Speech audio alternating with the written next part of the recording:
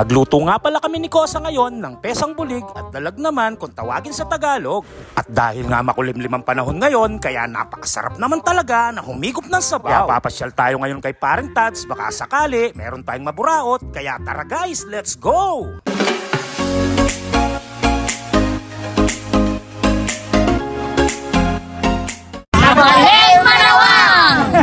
Kaya for today's video, kaya nga namin naisipan pumasyal sa tampayan namin sa dulo, dun kay Paring Tads. Bukod dun sa namimiss namin ang lugar at ang mga tao dun, syempre mas namimiss namin ang mga nahuhuli nilang isda na ibinibigay sa amin. Ay loko!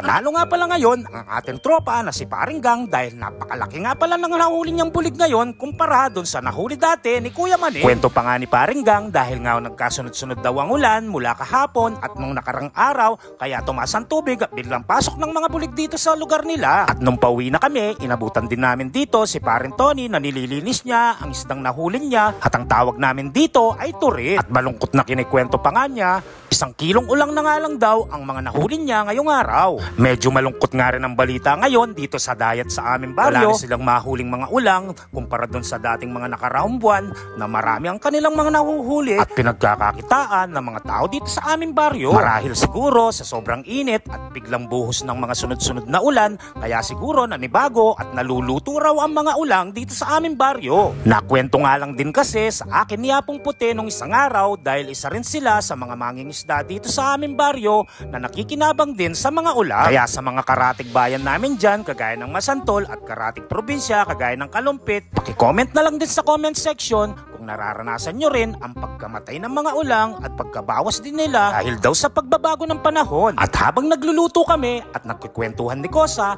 bigla ba niya naman naisingit dahil daw sa pag-aalsa at nabulabog tong mga bulig, kaya daw na-stress ang mga ulang dito sa daya. Saan mo naman napulot yun, Kosa? May pa-stress ka pa nalalaman. Naiprito mo na nga at naluto tong bulig, pagkatapos nakuha mo pa siyang pagbintangan. Ay nako.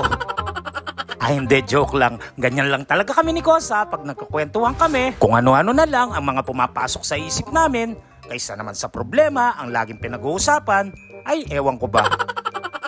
Ayan at nakalimutan ko na ring magyaya. Kain po pala tayo. Bago ko nga pala tapusin ang ating video, meron nga palang nag-comment doon sa post natin dito sa Reels. Tungkol nga pala dito sa nahingi nating bulig na nailuto natin ng lutong pesa. May siyang Pilipino na nakatira sa ibang bansa na naitanong niya kung anong klaseng isda itong bulig. Siyempre, kahit ganito lang ang inyong kabalen manawang, pagdating sa English Carabao ay magaling tayo sumagot dyan.